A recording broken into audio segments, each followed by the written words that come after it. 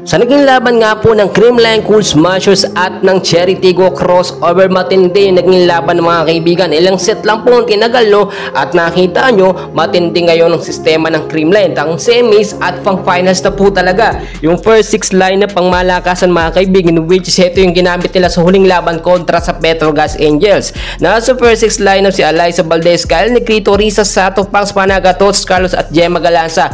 Wala po dito si Bea De Leon mga kaibigan, at nakita nyo nung set 1 po kung papaano umandar ang magandang chemistry at momentum agad ng Creamline Cool Smashers. 25-16 na naging score. Nakalamang dito ng ilang puntos ang Creamline. So nakita natin sa set 2 mainit pa ang Creamline, no? Very unpredictable talaga yung mga galaw ng Creamline mga kaibigan, no? Kasi ito yung sinasabi natin na fair game lagi lumaban ng Creamline at hindi po nandaraya. So malinaw na malinaw, nagtapos ang set 2 sa score na 25-21. 4 points po ang kalamangan nitong Creamline mga kaibigan. So pagdating sa set 3, nakita naman natin humahabol or pumapantay sa score eto nga pong Cherry Tigo crossover. Pinalakas po kasi nila ang kanilang offense at depensa, no, para mapantayan or manalo man lang ng isang set dito sa Creamline Cool Smashers. Pero nakita nyo naman, never say die etong Creamline, no, at talagang pang malakasan ng kanilang ginawa, no. Nagiging effective na rin po kasi o mas nagagamit na, nakakapag-play na ng maayos itong si Kyle Negrito. Yung mga set po niya nagpipit na sa spikers ng Creamline. Pumapalo na rin itong si Kyle Negrito basta may pagkakataong mga puntos. Ganyan naman po mga kaibigan ng Creamline, no.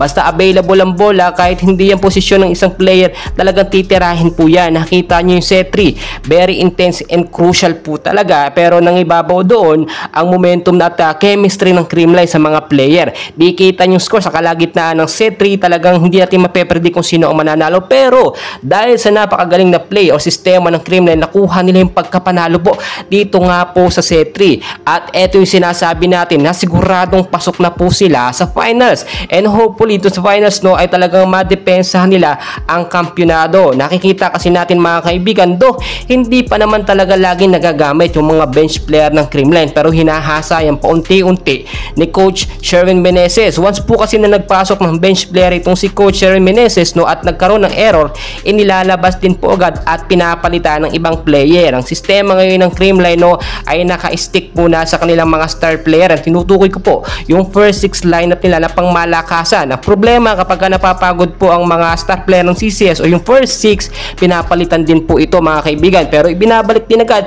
pagkalipas lamang ng ilang minuto. Mga kaibigan, handahin pa natin kaganapan, and congratulations po sa Creamline Cool Smashers. Pinatunayan nila na kaya nalang depensahan ang kampyonado ngayong season. And please huwag kalimutan mag-like and subscribe for more PBL and Creamline updates. Maraming